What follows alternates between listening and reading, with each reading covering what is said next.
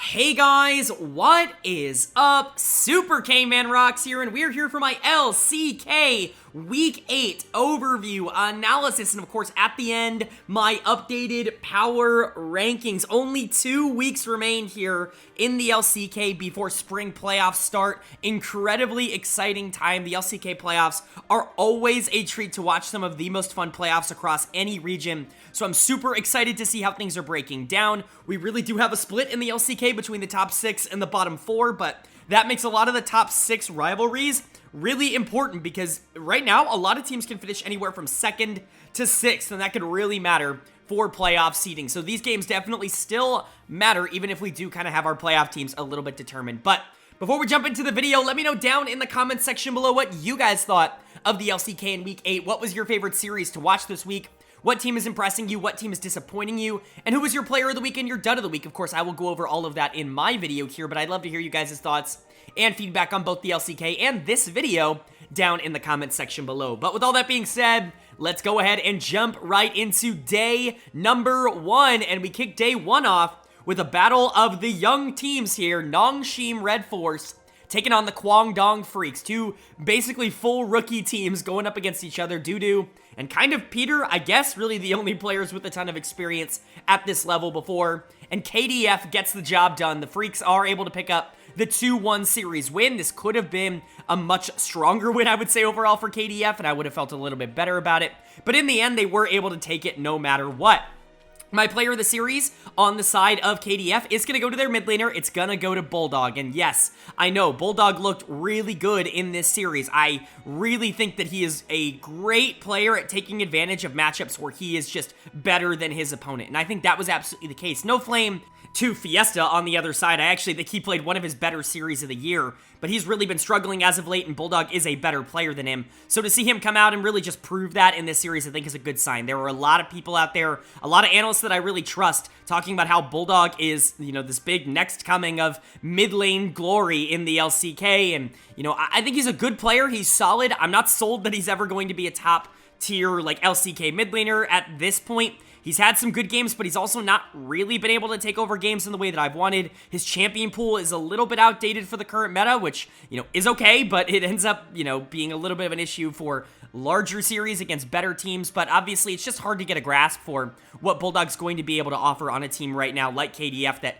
really isn't going to be able to offer him the same kind of support that he would need to look like a really good mid laner. So, yes, like, do I think he can be a solid mid? Yes. Do I think that he's probably closer to a player like Closer in the mid lane than maybe like, I don't know, Showmaker? That's probably closer to where my analysis is of him, but we've seen this year, Closer can win you games, and Bulldog can win you games. A really good game of Talia in particular in game number 3. Really like to see that. Game number 2 was a little bit awkward, I would say, for KDF just in general, but Bulldog definitely stepping up and making it look a lot easier. The other players on the team that I want to show out, Taiyun and Moham. Moham is in the support position. They've kind of been switching June and Moham in and out for a bit. Obviously, Moham played a bit at the beginning of the season. It felt like they kind of settled on June, but he was playing really bad over the last couple of weeks, and so Moham coming back in here to play support a little bit more with Taiyun, and it definitely worked out in this series. Now, it's hard to know if June wouldn't have done this because, again, they're going into Vital and Peter, who are not the same level of bot lane that this team has been facing up until this point, but it is a good sign to see, in my opinion, the weakest bot lane in the LCK step up and genuinely have a good series. Taiyun has certainly had, you know, some moments this year, but not, you know, some bad moments is mostly what I'm trying to say here. He's certainly had moments where he just hasn't looked like a competent AD carry at this level. It's good to see him genuinely be able to position and be the better AD carry in a series at the LCK level. That's kind of what we wanted to see. And then Moham coming back in definitely felt like he had a point to prove. A really good Thresh game in game number 3 in particular, but I love the Xayah and Rakan for these two. Not only does it allow Moham to make some plays, which he can do every once in a while, but it gives Taiyun the security and the safety that he needs, not only with Rakan's peel, but just generally speaking, Xayah as well. And so, really like that bot lane. I expect to see this team go back to it a little bit more now that they're both really strong again. But Bulldog, Taiyun, Moham, definitely the standout players in my opinion for KDF. Dudu and Youngjae were fine as well, but it was definitely the bot side of the map that stood out for the Freecs for me. As for Nongshim on the other side, this team's just not very good.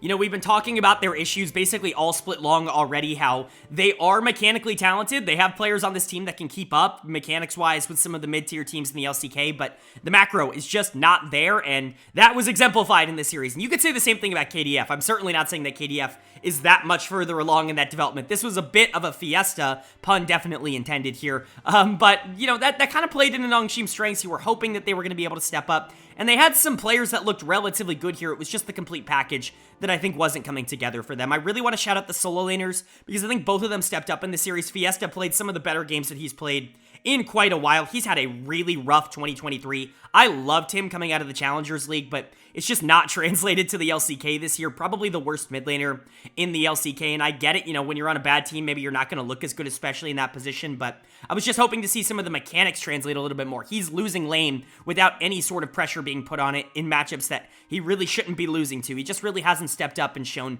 the ability to last at this level, but he did really well in this series. I like the LeBlanc on him in particular. I thought that looked good, but the Annie in Game 2 was really good. And speaking of Game 2, we got to talk about Din Din on the top side with that Cassante.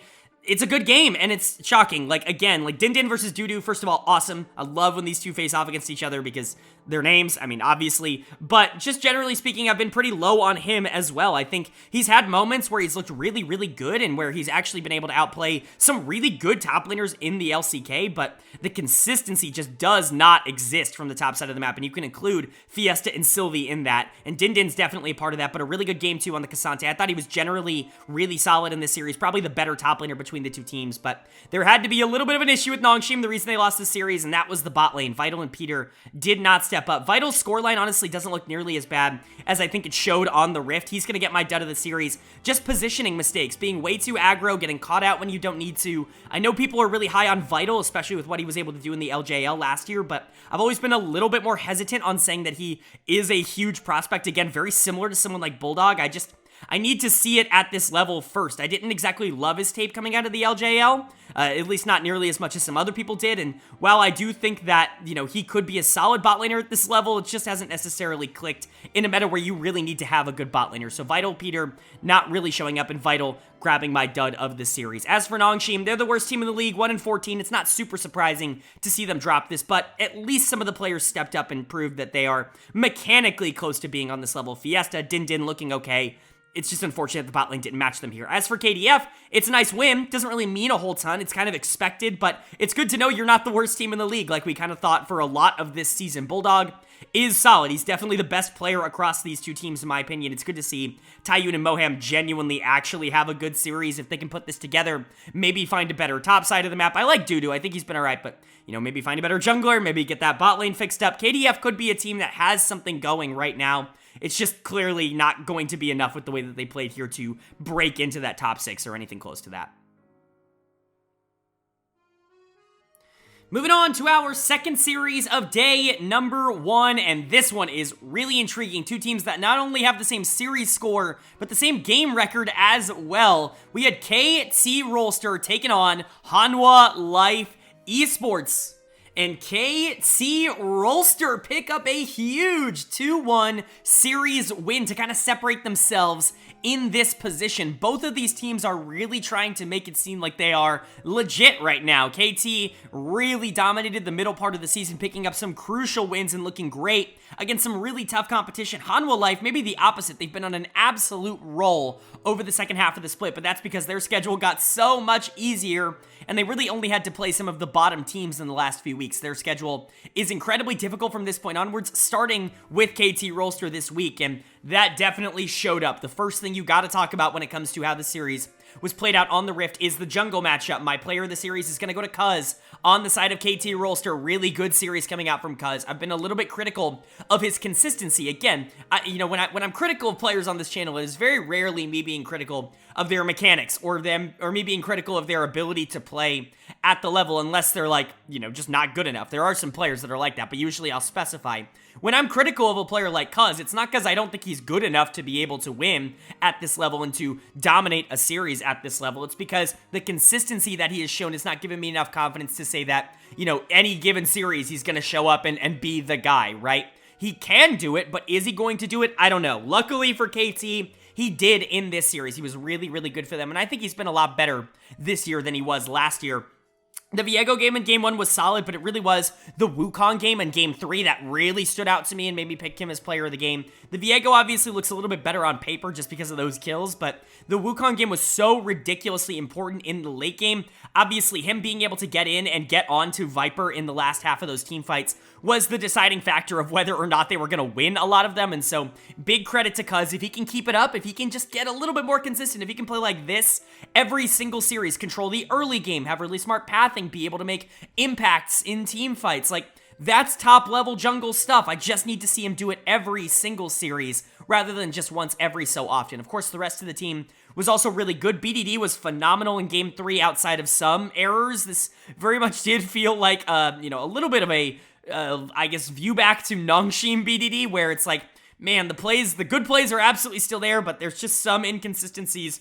Luckily, the good definitely outweighed the bad, and I think for the most part, he was still really good here, but definitely some question marks, some question mark pings coming out for those Azir plays every once in a while, but for the most part, really solid. And then aiming in Lehens, I feel kind of bad for them. They did okay in this series. They absolutely tried their best. Viper came out and was really looking for someone's head this series, and we'll get to him. He was really good on the side of Hanwha Life, but aiming in Lehens were solid as well, especially in the back half of the game. They didn't exactly live up to the promise of being able to dominate the early game when you're picking things like Caitlyn Ashe. But at the end of the day, so long as you're able to deal damage in the back half of a team fight, like, you're doing your job as an AD carry, and that's what really matters. Keen was good on the top side, surviving against Kingin, which I think was really important. Overall, though, this was Cuz's series. He was the best player across both of these teams, and I don't think it was close. As for Hanwha on the other side, Viper tried his absolute best. A really good series coming out from the AD carry on Hanwha Life. He continues to improve, and he's basically hit full power at this point. We were talking about waiting for him to be able to level up and get to the point that he was on for EDG over the past couple of years. It feels like he's there. I mean, he can win games single-handedly. Unfortunately, the rest of the team is really letting him down right now. I think Life has been okay. I especially love the Jarvan support in Game 2, being able to pull out a win on that with the Samira is always super fun, but he's on protection duty in Game 3. You can't really blame him for too much, maybe except for that final play where he just kind of let Cuz walk in and kill his AD carry, but it was the top side of the map that really let this team down, most notably their jungler, Klid, and this is not a new story when it comes to Hanwha Life. He has gotten Player of the Series or Dud of the Series in 9 of Hanwha Life's 14 series this year. Let me repeat that. In 9 of 14 series that Hanwha Life and Klid have played this year, he has either been the best or the worst player across those games. That is statistically improbable. Like, it is almost unbelievable that it ends up happening, but here we are. Klid is going to decide whether or not Hanwha is going to be able to beat the better teams in the league or not. The consistency that he's been able to show is basically zero. He's looked really good against some of the bad teams, and even against some of the good junglers when he gets his way in the early game, he knows how to translate it. But man, he cannot play from behind, and he certainly can't play more facilitating picks. That Elise game in Game 3, where he paths topside to try and kill a Renekton with a Gnar, doesn't go well, and then he keeps trying to gank this Jace into an Azir. It's just not going to happen. Meanwhile, you've got a Draven in the bot lane that's winning. Why are you not playing for him? I get so mad in pro play when people don't play for their super fed Draven. But Klid did not do that in this game, and they ended up losing for it. He just continues to be a major question mark. When he's good, he's genuinely very good. When he's not, he's the worst jungler in the entire league, and it's not even close. So that inconsistency is really going to cost Hanwha, and it's a big reason why I've never felt comfortable putting them above 6th place in the power rankings. Zeka was also not very good in this series. I would say jungle mid was the biggest difference between KT Rolster and Hanwha Life in this series. I still think Zeka is probably going to level up once we get closer to playoffs. He always does in more important games, or at least he has throughout his career. But Klid, Kingin wasn't very good on the top side. Zeka didn't have a very good series. Poor Viper definitely felt like he was struggling out there, being the only member of this team to really be putting on a good performance. I still think that there is room for Hanwha Life to figure their shit out, get together, and, make a weird run, potentially for, like, top 3, even top 2, like, if everything goes right. But the chances and the expectation of that happening is growing thinner and thinner and thinner every single game I watch them play, because this is just not a good team in current concept. As for KT Rolster, God, I just hope they keep it up. Again, this team looks so good when they look good, but when they look bad, they lose to KDF, right? It just is the circle of life that KT Rolster ends up going after. I think this team can be one of the better teams in the entire world if everything clicks together. BDD is playing at a super high level. Aiming in Lehens have been very consistent. Keen's a really solid top laner. And Cuz is having one of the better runs of his career right now. But I don't know.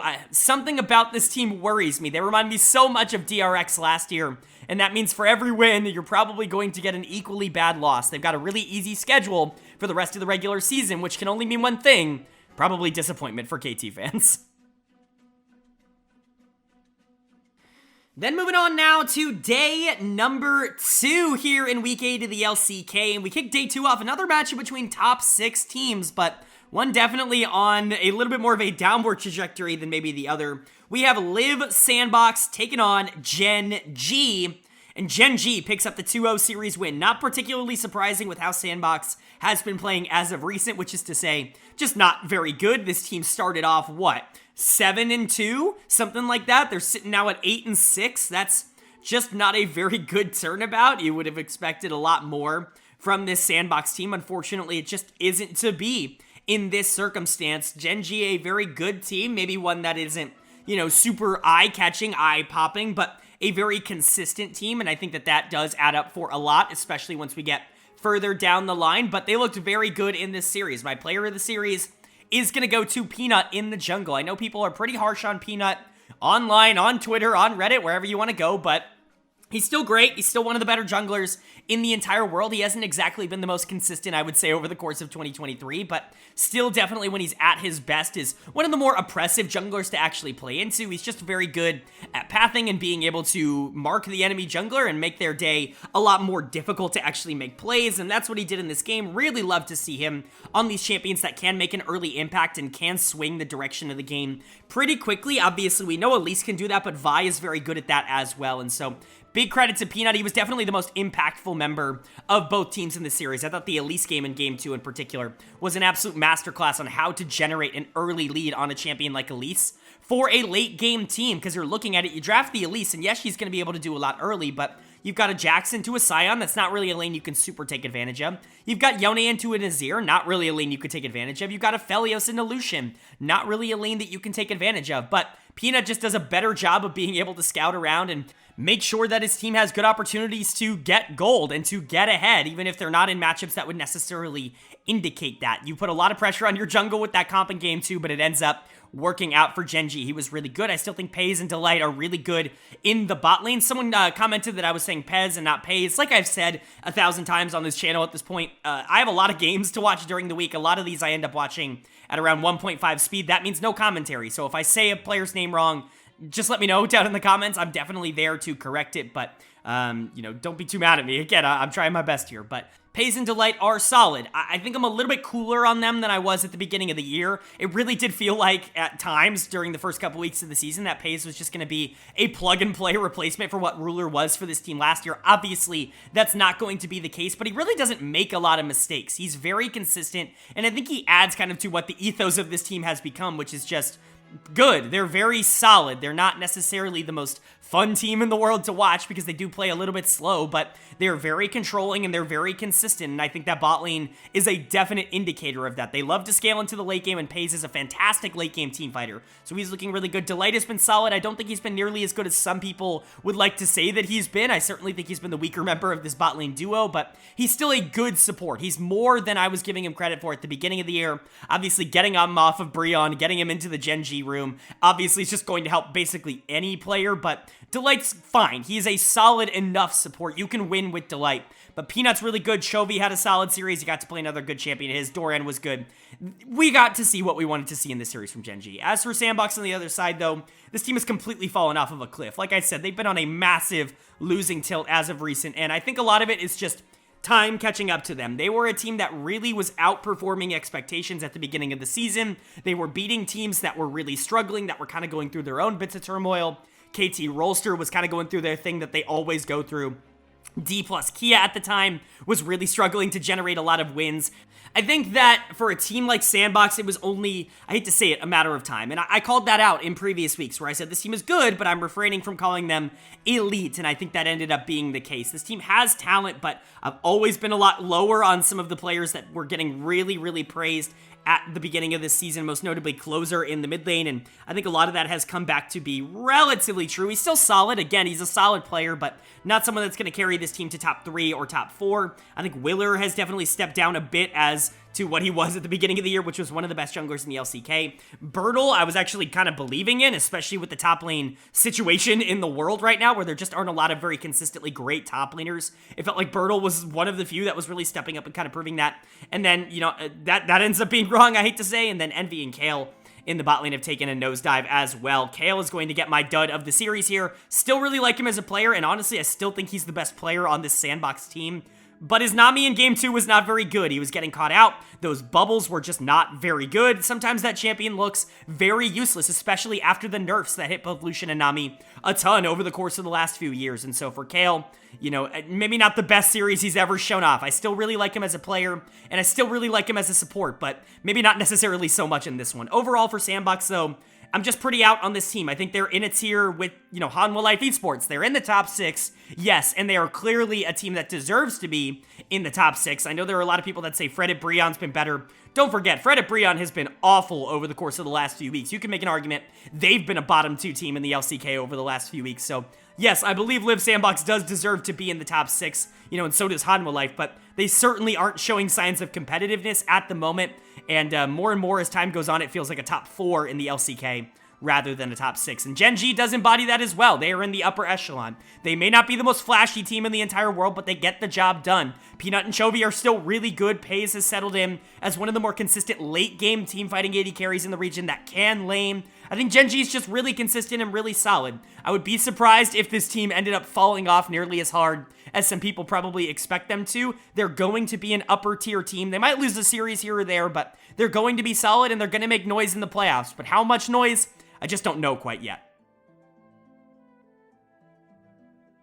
Moving on to our second series of day number 2 here, and it is a good one. It's a rematch of the World Finals last year. Pretty crazy to say that, especially with how both teams are going now. We had T1 taking on DRX. And as expected, T1 is able to pick up the 2-0 series win. Of course, DRX not one of the teams that is in that top 6, certainly not one of the teams that is in the top 4, and definitely not a team that feels like they can contend at all with the best team in the LCK in T1. They get the job done. Game 2, definitely a little bit spicy at points in time. Some deaths that were maybe a little bit more preventable, but at the end of the day, the limit testing ends up going in favor of T1, even with this ridiculous draft with the Cho'Gath bot that they're able to pull out. So let's go ahead and talk about it. My player of the series for T1, no shocker to anybody who watched the series, is gonna go to Faker in the mid lane.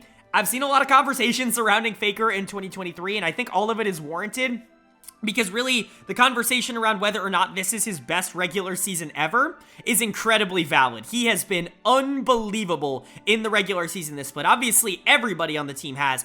Owner, Keria, Guma, Zeus, everybody's been great for this team, but this genuinely might be the most dominant we've ever seen Faker across a regular season. Of course, he's always picked up his play when it's mattered the most. In the playoffs, at the World Championships, that's where he's really come out and been dominant, but he hasn't exactly been the exact same in every single regular season game. T1's pretty notorious for limit testing a bit in the regular season, maybe disappointing for stretches, and so Faker's never really had this like concrete dominant regular season like he's having right now, but the meta favors him perfectly. Gragas mid is back in meta. It's his best pick, which he's clearly shown. He can play the control mages, he can play the shove and roamers. He's incredibly versatile, and I think everything is playing to his strengths right now, not to mention the fact that he's got the best team in the world surrounding him and enabling him to play like that. His jungler's playing out of his mind, his bot lane's playing out of their mind.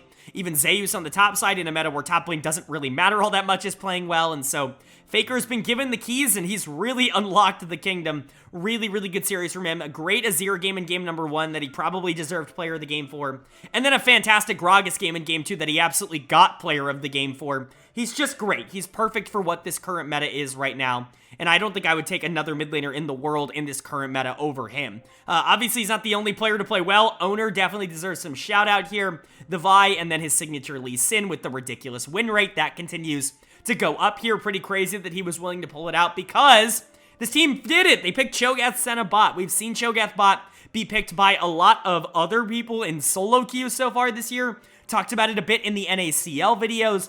Cho'Gath can work. It can certainly be a pick that ends up functioning. However, you do need the right team around it. You need your team to be better.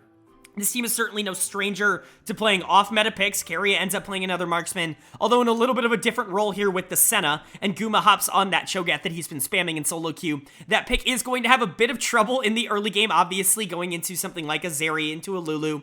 The poke is going to be a little bit problematic, but obviously the damage increase on the Q from a couple of patches ago is massive, and then his durability is actually really solid, so he can survive relatively easily, and then he just becomes Cho'Gath in the mid to late game, which is to say a very difficult to bring down mega tank that only gets stronger as the game goes longer. So do like the idea, and you know, obviously a team like T1's probably going to be able to execute on it, but I'm not exactly sure how many other teams are going to be willing to pull it out. But overall, T1 still looks fantastic. Really no criticism of them here.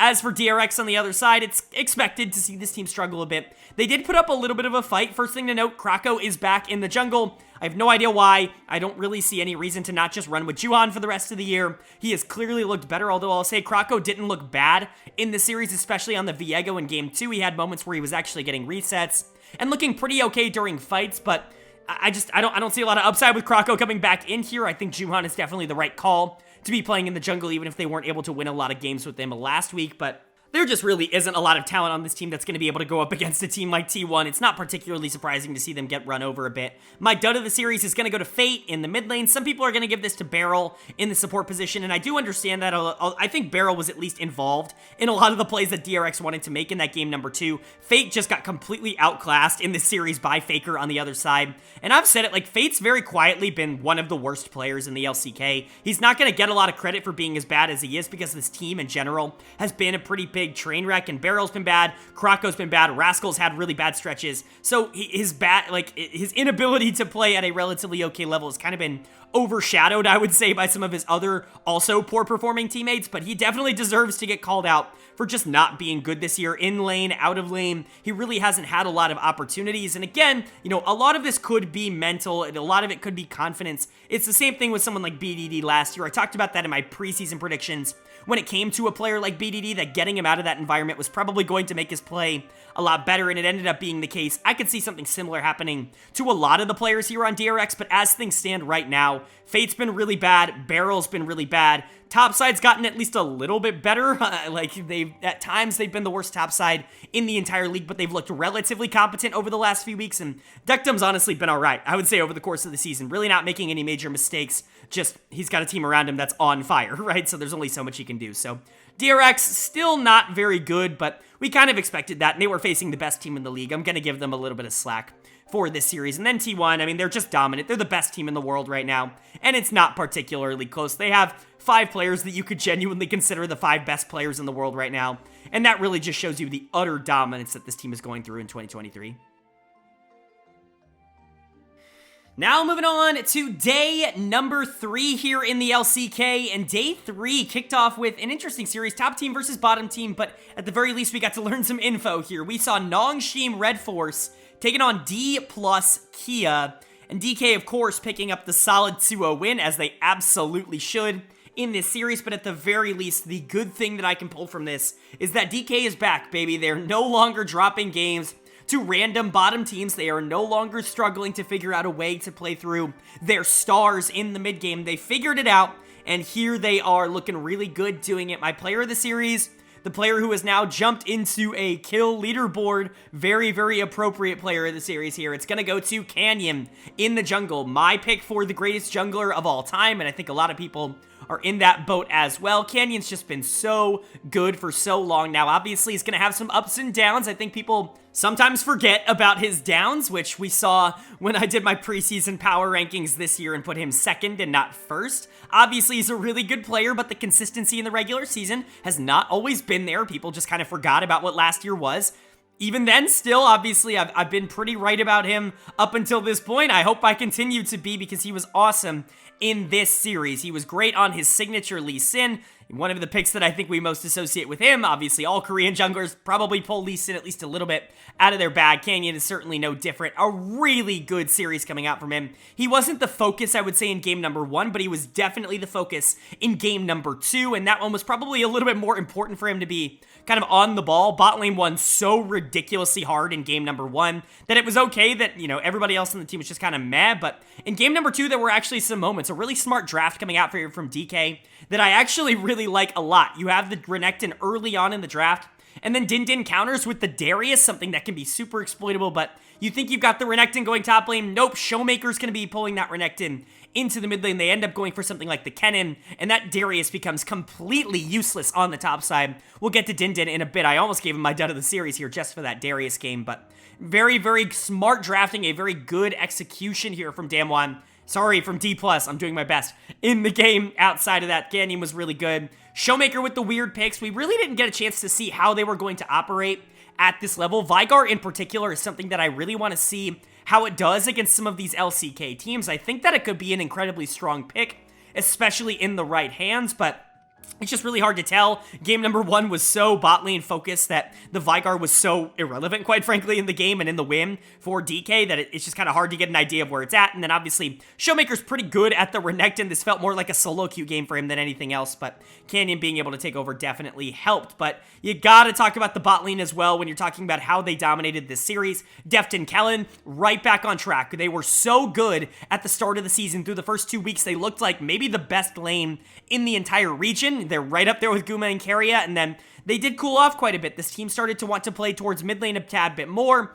They started not being able to generate the same kind of early leads, and they went into this little spiral in the middle of the season. Obviously, that's fixed now, and a lot of that, I think, has been with the bot lane coming back out of their shells, being something that this team can play towards in the early game, and capitalizing on it. I mean, Kellen dominated game number 1. It is very rare to see a Heimerdinger support really just take over the game quite like this. Obviously, we know Heimer into Nautilus should be relatively unplayable for the Nautilus, but players have been able to play it because nobody's good enough at the Heimer to make it, like, genuinely unplayable. Well, Kellen's right up there, man, and this is one of the picks that I think looks absolutely great from me in the preseason. I talked about how Kellen was really going to break out as one of the world's best supports this year because he has been for a while. It's just no one has been giving him the credit for it. I kind of predicted that this year was the year we were going to give it to him, and it's really coming to fruition. He has been phenomenal for Dplus KIA, one of their best players this entire year. Deft was also really good on these more supportive AD carries, kind of like this playstyle.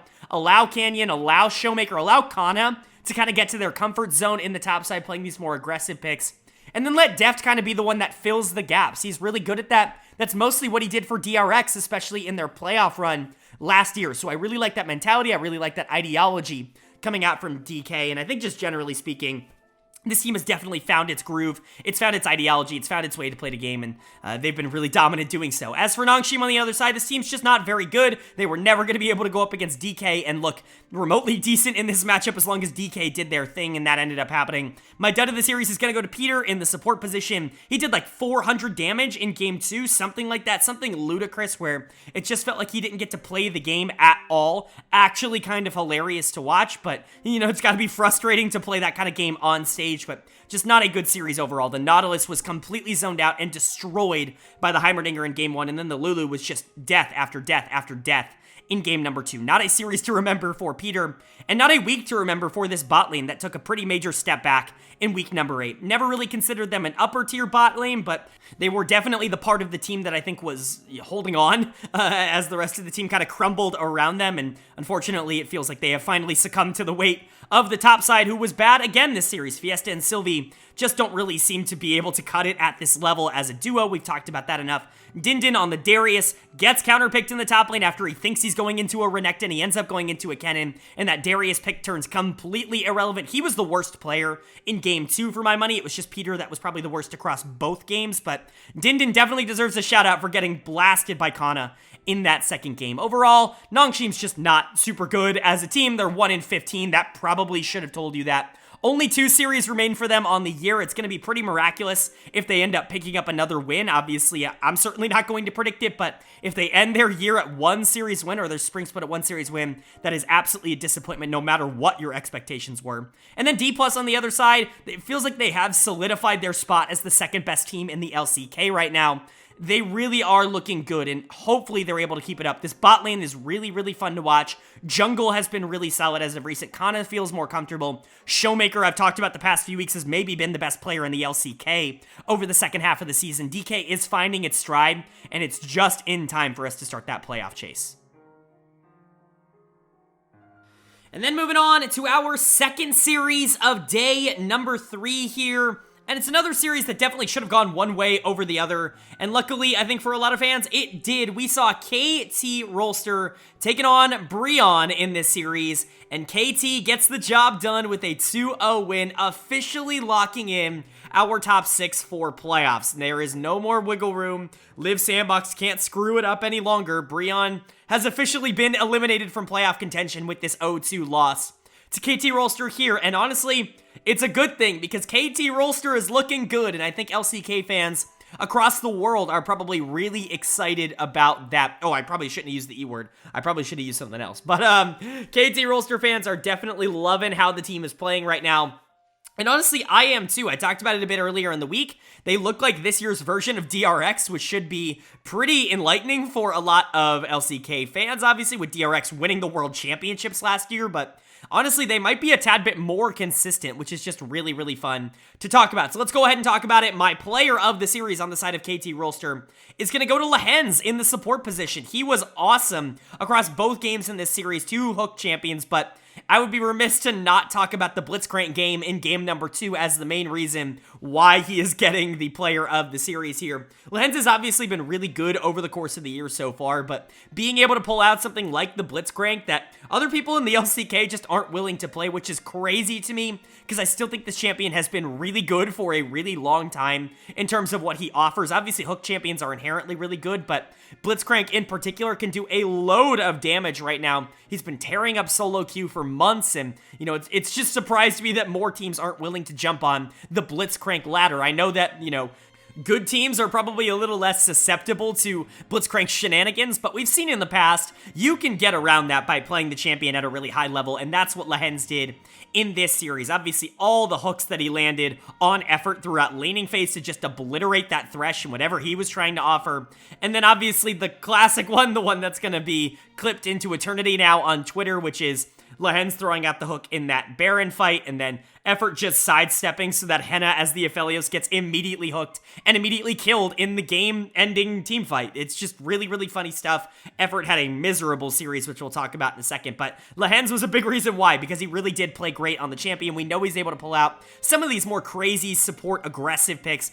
Obviously, the Singe comes to mind, but Blitzcrank, I think, is in a similar boat of something that really wants to take over in the early game, just kind of punish the mental of the enemy team and eventually get to the point where if you do land an ability, like, the team fight is over. It's really, really simple from that point onwards. He wasn't the only one who played well. Big shout out to Cuz, again, who continues to look really, really good for this KT Rolster team over the course of this week. The inconsistency starting to go down. Now, obviously, he wasn't perfect over the beginning part of this season, but I think ever since KT has kind of found their rhythm in the second half here, I do think they've looked a lot more consistent. I think Cuz has been a big reason for that. Jungle's an incredibly important role in the game right now, and he's been fantastic. Yes, it has been against, you know, some worse competition, let's be entirely honest, but at the very least, he's been able to do it, and that's more than I can say about what he was able to do in 2022, in my opinion. Of course, BDD and Aiming continue to be really solid carries for this team. They've been really solid all year long. Not really much I can say about them here that I haven't already said. And Kian, I think, almost goes underrated in what he's been able to contribute on the top side of the map. Of course, that role being relatively weak compared to maybe some of the other roles in the game right now in terms of impact. But Kian's still a fantastic player, and if that meta does ever shift over to a top lane focused meta, I have faith that KT Rolster is going to be able to adapt to that pretty well with the personnel that they have on top side. But for BRION on the other side, their first series of the week is not a good one, and this team continues its downward spiral that it's been going about over the past few weeks. Obviously, this team started off pretty hot, and you'll notice, you know, 4 wins, but they're sitting down in 9th in my power rankings. I talked about this a bit last week. They're just colder than both KDF and DRX are right now. There really is no other way to put it. If that team, if BRION went up against either of those teams, I would expect them to lose. And I think that definitely showed itself in the series against KT Rolster, where they just looked incompetent. I want to give a shout out to Umti. He certainly had moments where he looked solid in the series. I think Morgan was fine. Karis didn't have any, like, egregiously bad plays. It was really the bot lane that was a struggle for BRION, in my opinion. My dud of the series is going to pretty easily go to Effort in the support position. I've always been low on Effort, talked about him a ton last year as maybe the single worst player in the LCK in 2020. I wasn't a big fan of his, even when he was on some of the major teams, and so to see him struggling now that he's been given, you know, maybe worse teammates around him, it's not particularly surprising in my opinion, but another bad series coming out from him. He was just support gapped so hard across both of these games. Of course, getting hit by every single blitz hook in game 2, and then fortunately dodging the one that seals the game for BRION there and letting his AD carry get hit. It's just a memeable moment. Obviously, it's not entirely indicative of how the game is played. It's instinct for him to be able to dodge that blitz hook, but at the end of the day, it is an unfortunate side effect, and when you look at the grand picture of what Effort was able to offer in this series, it just wasn't very good. And then for Henna on the other side, the other player in this bot lane, he wasn't particularly good in this series either. He's taken some major steps back after I thought he was pretty good to start the year. He was probably this team's best player through the first couple of weeks, maybe outside of Umti, but that's definitely not been the case. Karis has definitely been the most consistent member of BRION, I would say, over the course of the year. Henna has taken some major nosedives in terms of what he's been able to output in terms of damage and in terms of consistency, especially in the early 2v2 in the bot lane. This team has just kind of crashed back down to earth, if I'm being entirely honest. No one really expected them to be like major players up at the top of the standings, but it feels like they've definitely kind of realized their potential and come back down to be a bottom 2 team. As for KT on the other side, this team's good. There really isn't a lot of complaining that I could possibly do about what KT is doing right now. They dominated this series. They were clearly better than BRION, and that is a really good sign moving into the future because they beat a lower rated team that can always be a little bit tricky for a team like KT Rolster, but this team really is clicking on all cylinders. I think there is a real possibility that this could be a potential top 2 team in the LCK and a potential representative from this region when we head to MSI.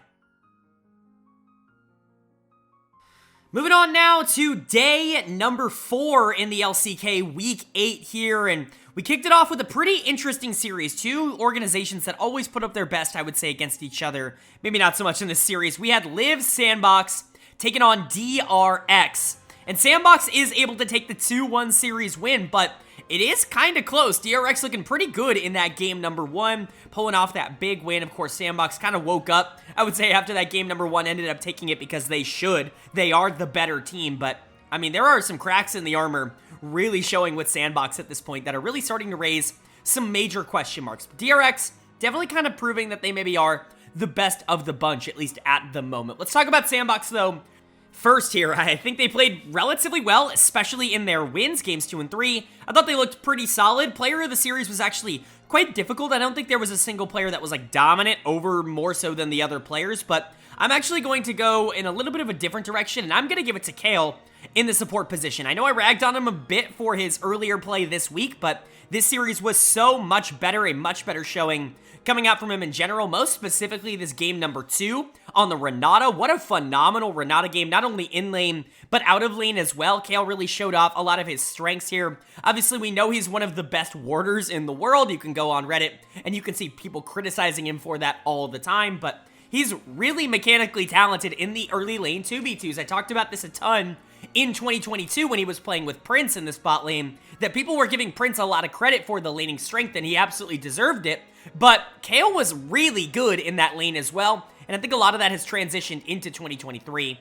Not only on the more enchantery type champions like the Renata, but also he played a really good Leona in game 3 as well. Those engages were really solid. He's very versatile as a player, and I just like him a lot. I think he's one of the more underrated players in the entire world. I've liked Kale for quite a long time, and I think this series honestly proved me a bit right. I think the other player that you could consider for player of the series here for me is going to be Closer in the mid lane. He was really good on the Sylas in game number 3, definitely the player of the game in that third and final game, but he just didn't have the same kind of impact in the first couple of games. Game 1 was not particularly good on the Talia, and then the game 2 on LeBlanc, he just wasn't the focal point. That was definitely the bot lane for SANDBOX overall, and so while Closer was really good on the Sylas in game 2, and he obliterated Fate, who pulled out that Gragas, eventually going up and making the Akali's life a lot more difficult in the top lane as well, I just don't think it was enough for him to be put as the player of the series over someone like Kale, in my eyes. Envy was good, but I felt like Kale was probably the better member of that bot lane, even though Envy is going to get a lot of the credit for it, so.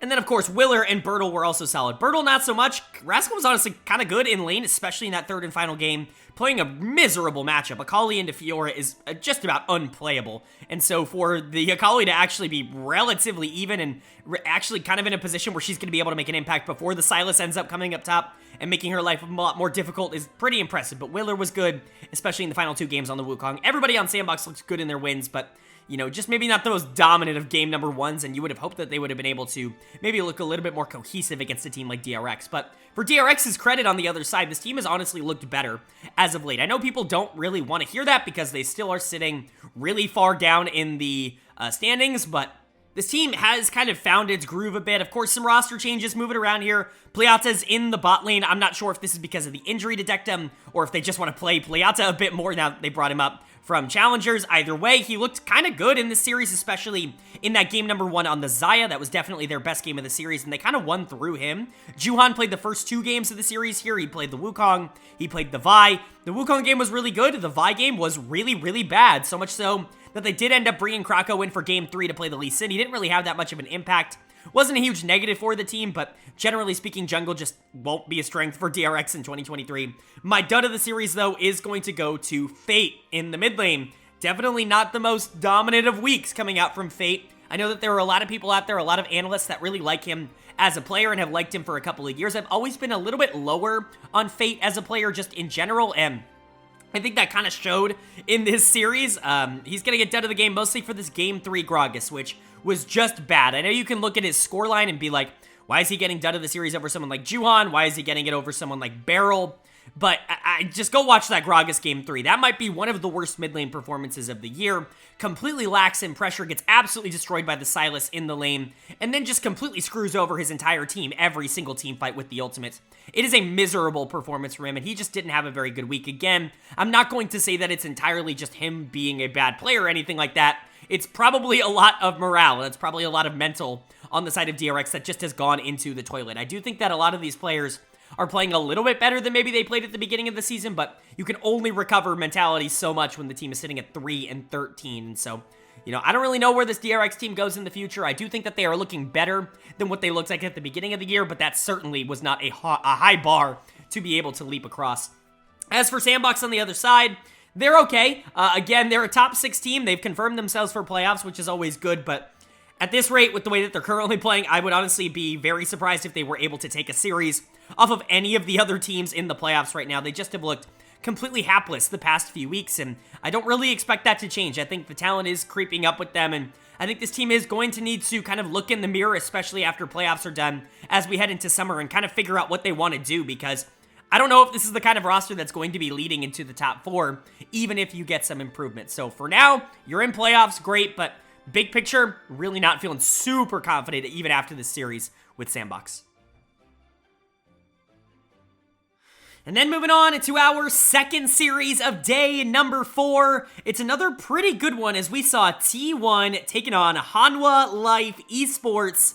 And T1 is able to pick up the win. However, Hanwha is able to take that game 1. They almost did it again. Remember, Hanwha is the only team in 2023 to have beaten T1 so far. And they took game number 1 again. It looks like the curse was going to repeat itself here, that Zeka was just simply better than Faker. But no, alas, we did not get that result. In fact, the rest of T1 realized, hey, wait a second, we're pretty good at this whole League of Legends thing. And they ended up winning both games. Now, game 2 was a little bit back and forth. T1 playing much more of the controlled style that I think they played a lot of last year. Not necessarily this gung-ho, we're just going to outskill you style that they've been playing a lot of 2023 so far. But it's almost like something happened in game 2 where they won kind of playing that and they realized like, oh, wait, we are really good at this game. We are better than them. And then they came out for game 3 and obliterated them. That's just kind of what T1 does. My player of the series, it's going to go to the GOAT himself. It's going to go to Faker again here in the second series of the week. He's just been awesome. He gets to play his 100th career Azir game. BDD did it earlier this year. He gets to do it in this one. And just like BDD did, he dominated on his 100th career Azir game. Really, really fun to watch Faker play this champion at such a high level. It's so funny knowing Faker's history to see him be praised as one of the better Azir players in the world.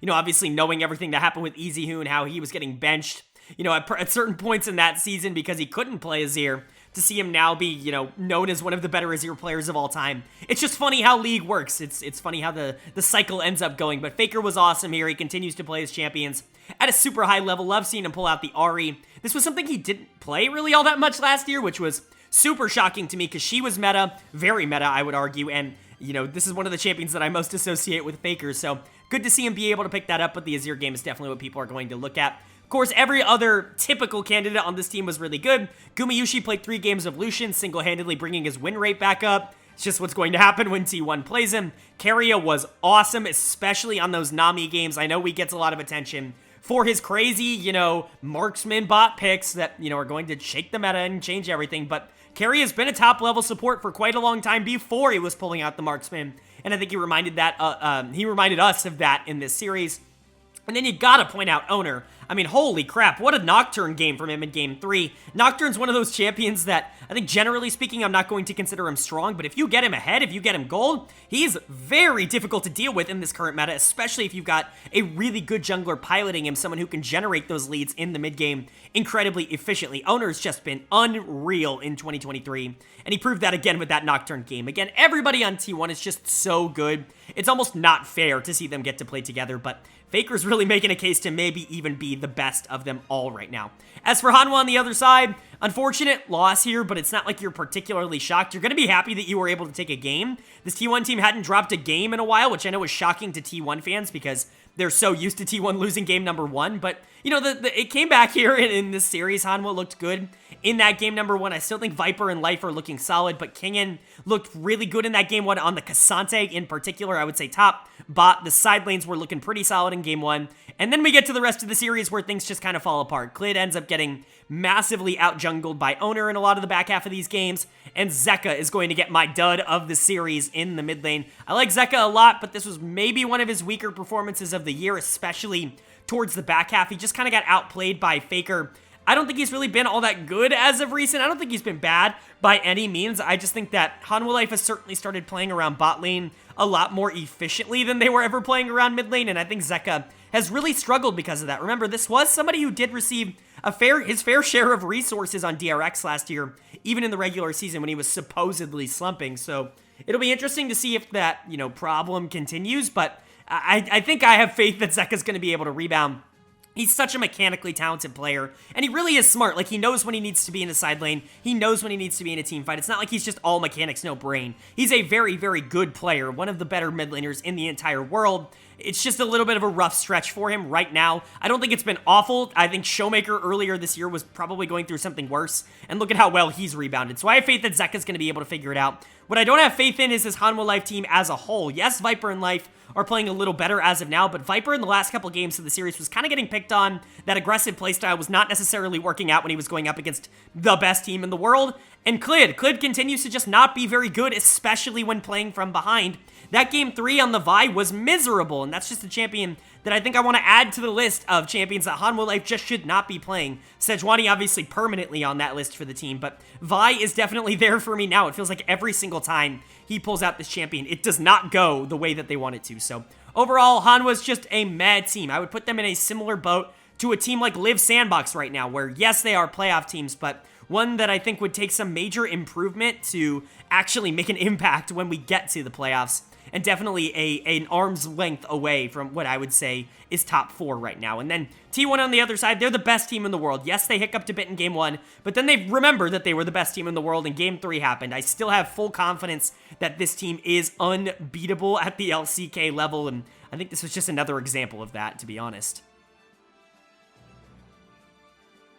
And then moving on to the 5th and final day of Week 8 action here in the LCK, and it's a good one. A couple of really interesting series to cover. Of course, starting us off with one that always is fun between these two teams. We had BRION taking on Dplus KIA, and DK does get the job done, even though they drop a game number 1 that they probably should have won in this series. But hey, at the very least, you were able to win the final 2. If I can excuse it for T1, I can excuse it for DK in that same vein. This team is just looking so much better, so much more reinvigorated, revamped, whatever word you want to use.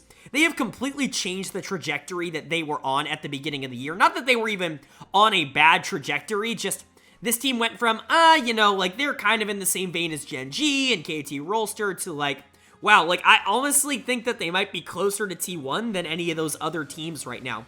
They are just really fun to watch. They play a really secure and fantastic style of League of Legends that I feel like is going to translate incredibly well to playing top teams, not only in their own region, but around the world. And I think they show that off basically every single week over the past month or so.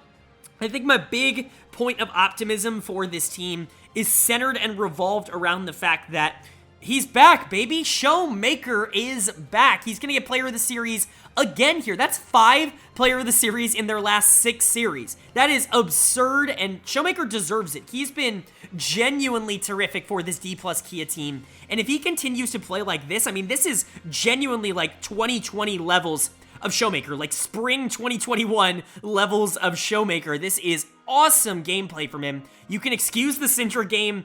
Obviously, Showmaker Syndra is a little bit cursed, at least in terms of win rate, but the LeBlanc game, the Taliyah game were both spectacular from him. I was really happy to see the Taliyah one in particular, because this was a champion that he, quite frankly, didn't play all that well last year when it was super meta, so it's good to see him be able to pull it out now and be very, very good at it, at least at the pro level. Obviously, going against BRION, it's not exactly the best competition, but to be able to play it at that level is solid, and I just want Showmaker to be able to keep it up, man. He's so fun to watch.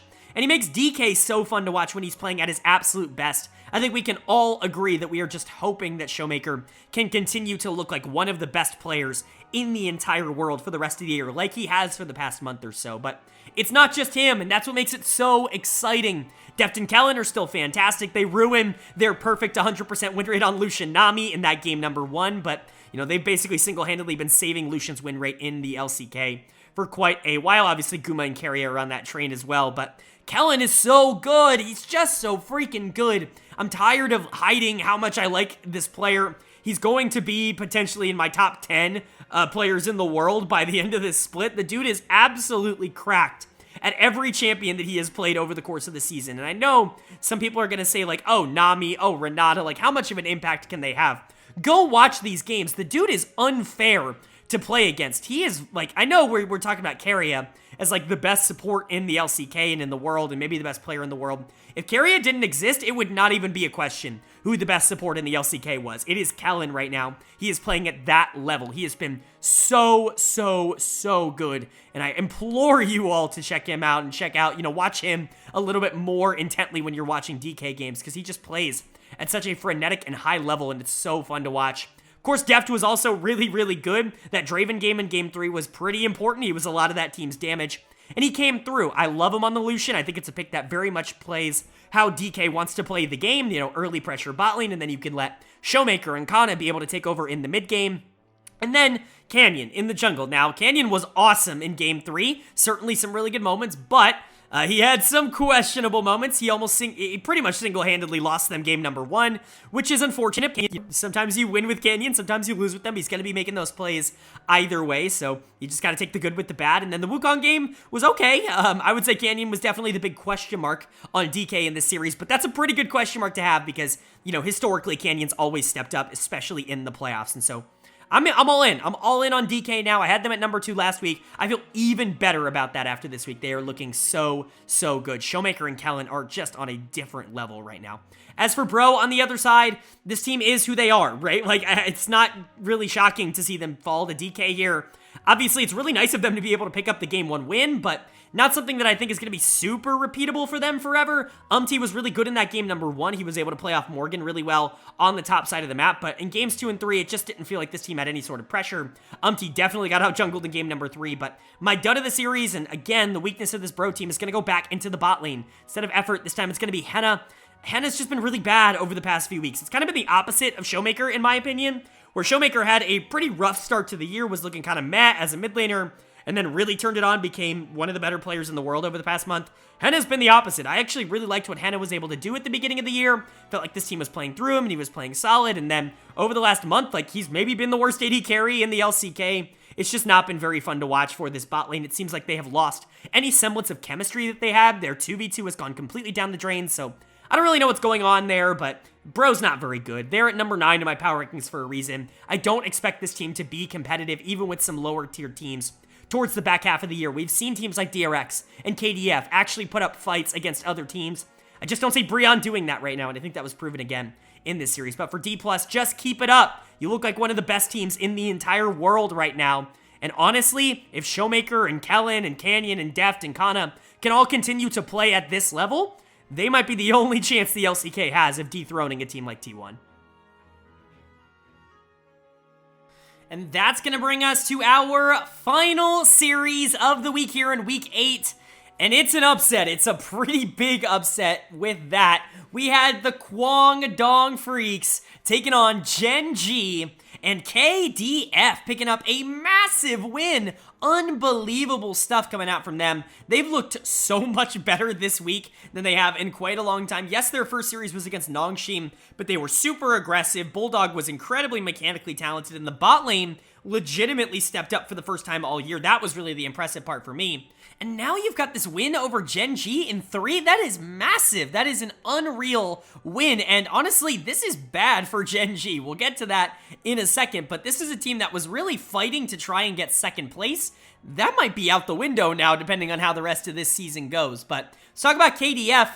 Gotta talk about Bulldog. I know, hey, if I'm wrong, I'm wrong. And I'd love to be wrong about Bulldog. I've been a little bit less excited about Bulldog than maybe like Reddit in particular has, but I still think he's an incredibly mechanically talented player. I was just worried about his ability to be able to be that guy. You know, that guy in the same way that Showmaker's that guy for DK, in the same way that Faker's that guy for T1. That was my question. It was never really like, is this an LCK caliber mid? Clearly it's an LCK caliber mid, but this kind of performance in this series proves to me that he can be that guy, especially if he continues to grow. Really fun series. He runs the gambit in terms of champions. Gragas game 1, Yone game 2, Aurelion Sol game 3. That's basically the 3 styles of League of Legends, right? And so it's just a lot of fun watching Bulldog play the game, especially going into someone like Chovy, who, I'll mind you, like actually had a good series for his own right on the Vygar. Was really good across all 3 games, but Bulldog was just the guy. He's the player of the series.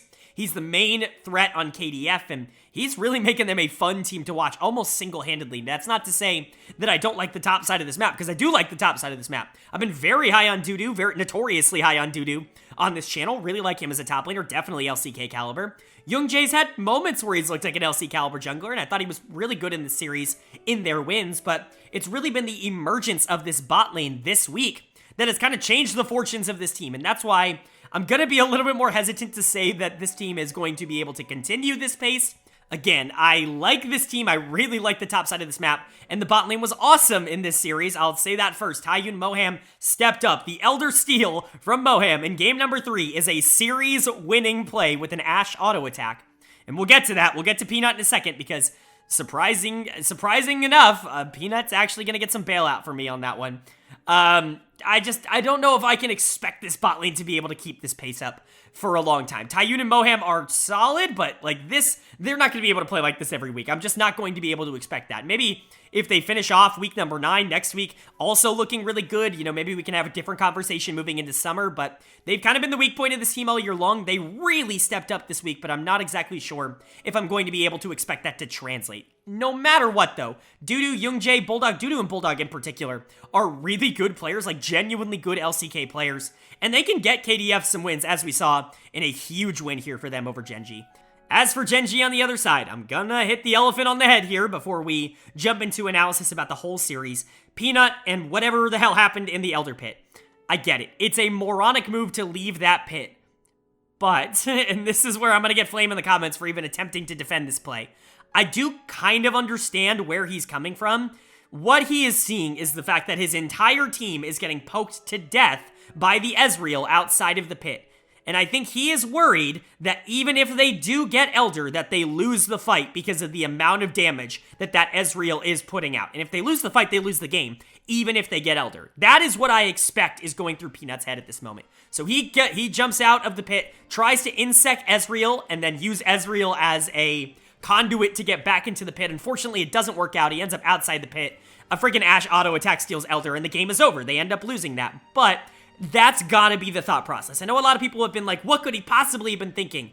I think he was thinking that even if they got the Elder, if he didn't go on Ezreal right then and there, that they would lose the fight because he was just gonna take too much damage in the proceedings. And we can debate the validity of that thought process anyways. I don't think it's a very good idea to do no matter what, or at the very least you should call someone else to do it. I mean, Delight had ult on Kalista, just throw the Varus at him at the very least. Like, you can do other things, right? But That ended up being the decision they made, and it ended up costing them. Peanut's going to get done to the series, not only for that, but because I actually don't think he was very good over the past few games of the series 2 and 3. 3 in particular, the Lee Sin just was not really working for this team. Yes, they were in a position where they probably should have won the game anyways, but Peanut was probably the weakest member across the team. He got a player of the week earlier in the week, a dud of the week here. It's just kind of who Peanut has been over the course of the year. A lot of positives, a lot of negatives. I actually compare him, and not favorably, but to someone like Clid, where I feel like the success of his team directly is impacted by his performance, right? If Peanut has a really good game, the team usually wins, and Peanut's had 11 really good series this year,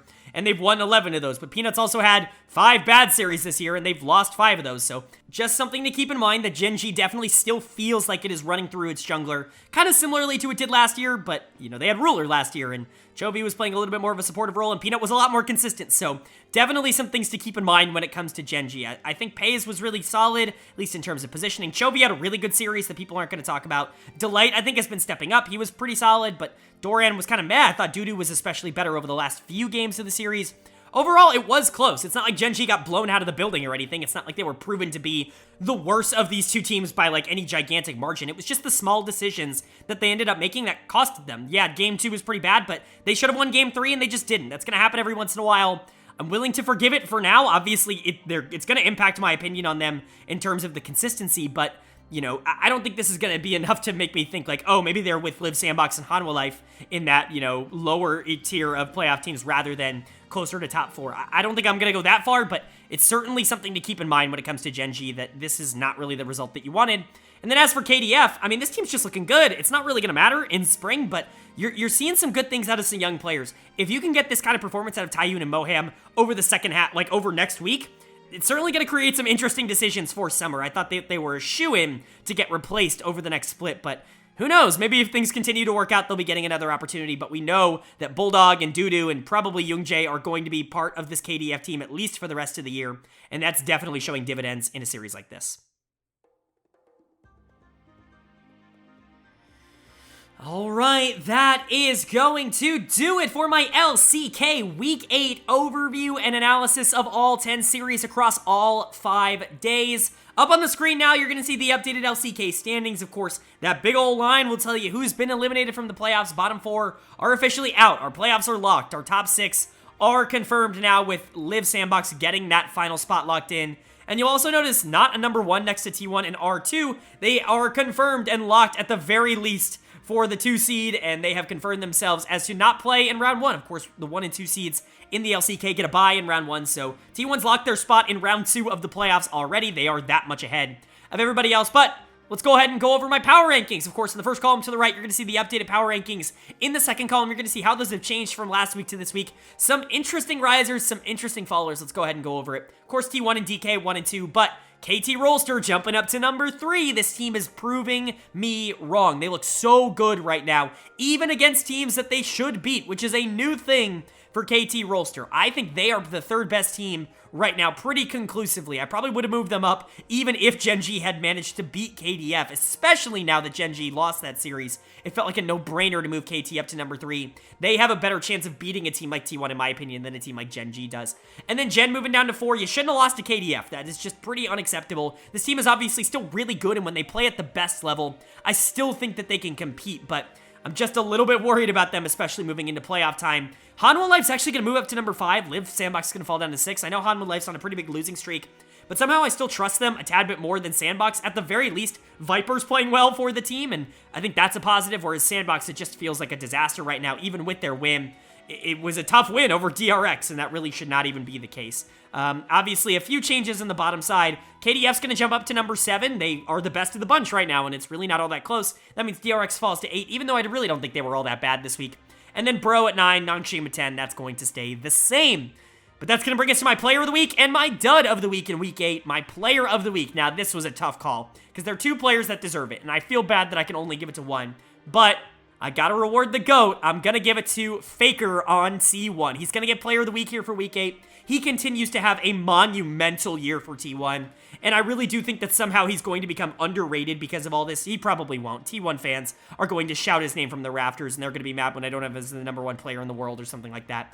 We all know how T1 fans are, but he's been fantastic. He was really, really good again this week. I feel so bad for Bulldog that I don't get to give it to him. In 90% of weeks, Bulldog is going to be Player of the Week for a week like this, but it's unfortunate that Faker ended up playing the way that he did. He's going to grab it in Week 8.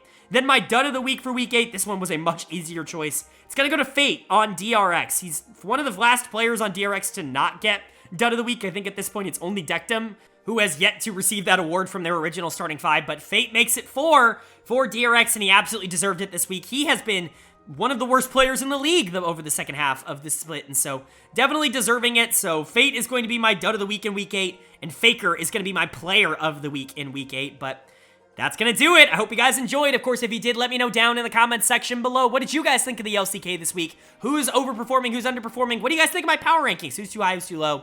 You know I love your thoughts and feedback. Of course, if you enjoyed the video, hit that like button. It really does mean a lot to me. It helps get this video out to more people. You guys know the drill by now. If you're new, hit subscribe. I love new subscribers, trying to get to 1.5K. So if you haven't hit subscribe yet, I would really appreciate it if you did. Obviously, it helps get these videos in your recommended feed. Not only do we do the LCK, we do all 4 of the major regions, as well as the NACL. So if you're interested in that, hit sub, and I promise you will enjoy it. But of course, with all that being said, I hope you all are having a great day. I hope you continue to have a great day, and I will see you all later.